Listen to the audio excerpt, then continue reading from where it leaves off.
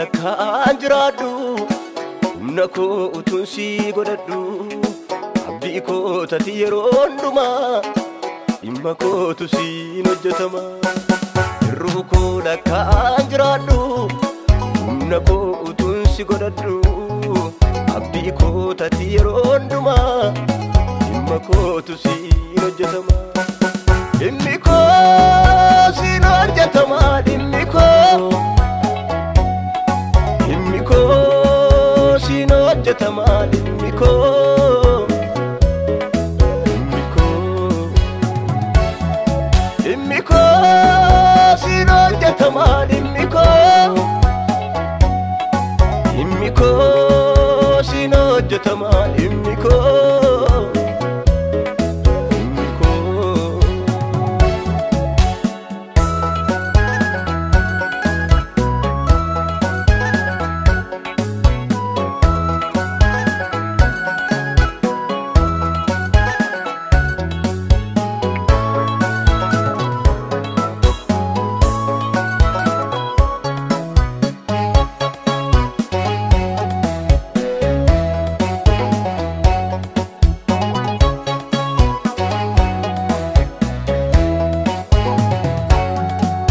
salaafi jabeessita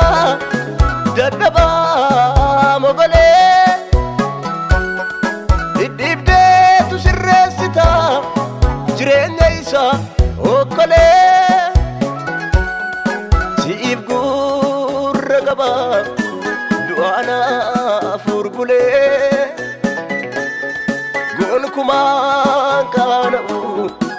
gara kee ilaale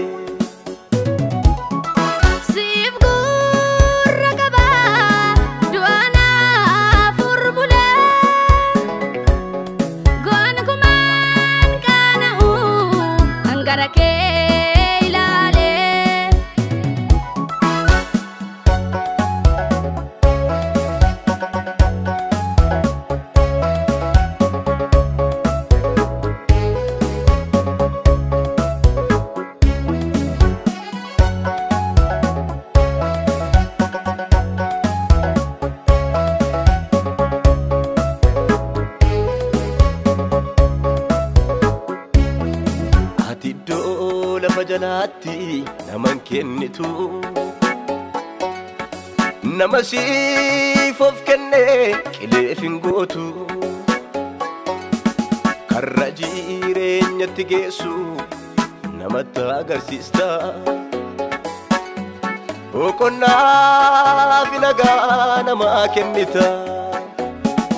ati iddoo lafa jalaatti naman kennitu nama siif of kenne qileef hin gootu karra jireenyatti geessu namatti agarsiista boqonnaa fi nagaa namaa kennita waaqayyo ati nagaa oolchaa biyyaa ati nagaa Yesus ati nagaa tiksee gaarii ati nagaa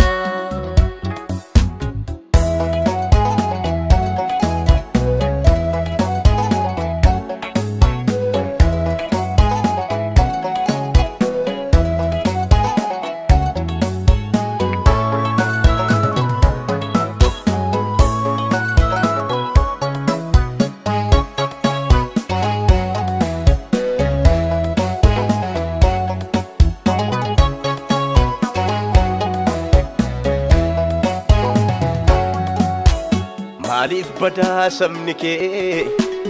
jallinni maaf dhuunfatee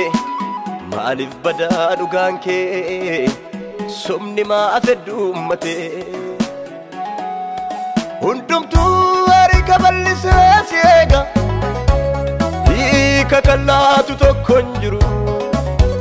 gooftaa Yesuus toliidhuu ka'ii malee falli tokko hin jiru siega